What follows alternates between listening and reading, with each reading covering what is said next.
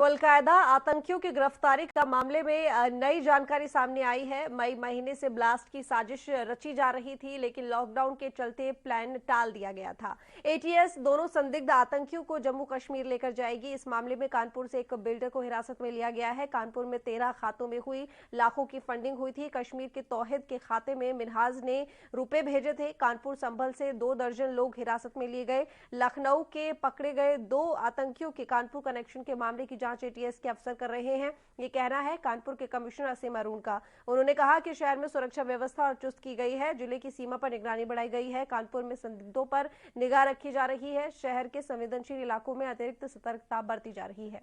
2 आतंकी गिरफ्तार किए गए हैं। ये इन्वेस्टिगेशन तो एटीएस द्वारा किया जा रहा है और उस संबंध में एटीएस ही मीडिया से कुछ भी शेयर कर सकती है।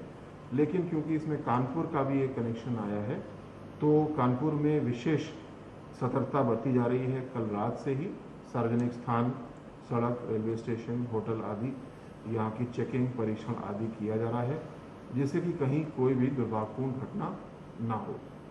बाकी मूल इन्वेस्टिगेशन कार्रवाई एटीएस कर रही है। जो एटीएस हमसे सहयोग मांग रही है, हम लोग दे रहे हैं और मुझे पूरा विश्वास है कि संयुक्त कार्रवाई इस प्रकार करते हुए पूरी तरीके से कानपुर नगर सुरक्षित रहेगा, कहीं कोई गड़बड़ी नहीं होने देगी।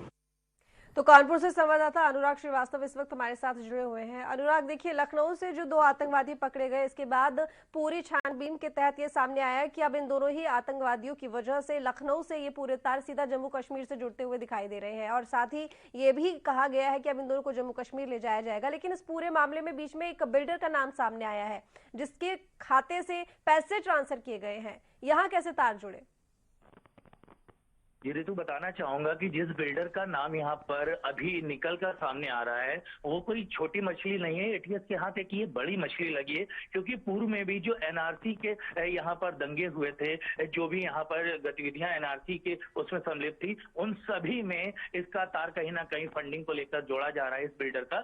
लेकिन बात अगर वर्तमान की करी जाए तो वर्तमान में जो एटीएस ने पूरे मामले पर इसको खंगाला है, उसमें 13 खाते अलग अलग बैंकों के यहाँ पर सामने निकल कर आए हैं, जिसमें कुछ खाते ऐसे हैं जिसमें विदेश से भी यहाँ पर फंडिंग करी गई थी। और उसके बाद साथ ही साथ यहाँ पर एक प्रोफेसर को भी यहाँ पर गिरफ्तार किया गया है, जो कि इस माइंड वॉश में कहीं ना कहीं इन्वॉल्व होता था, जो लोगों का माइंड वॉश किया जा रहा था, जो नया संगठन बन रहा था। उसके साथ साथ एक हिस्ट्री शीटर को गिरफ्तार किया गया है, जो कानपुर शहर के यहाँ पर एक फेमस मार्केट है, उस रहमानी मार्केट से वो अलग अलग नंबरों के सिम यहाँ पर इन लोगों को इश्यू कराता था और उसी से आतंकवादी गतिविधियों में जितनी भी संलिप्तता होती थी उनको किया जाता था। तो कहीं ना कहीं यहाँ पर एटीएस को एक बड़ी सफलता मिली है। और इस पूरे प्रकरण में सबसे जो बड़ी अगर तबाही कहीं नहीं हो पाई है, आतंकवादी गतिविधियां नहीं हो पाई है, उसका एक बड़ा कारण था लॉकडाउन। क्योंकि ये जो पूरी प्लानिंग थी, पूरी साजिश थी, वो एक चुनाव को लेकर एक के बाद एक करके सीरियल ब्लास्ट की बड़ी प्लानिंग थी। लेकिन लॉकडाउन लग जाने के बाद इन सभी लोगों ने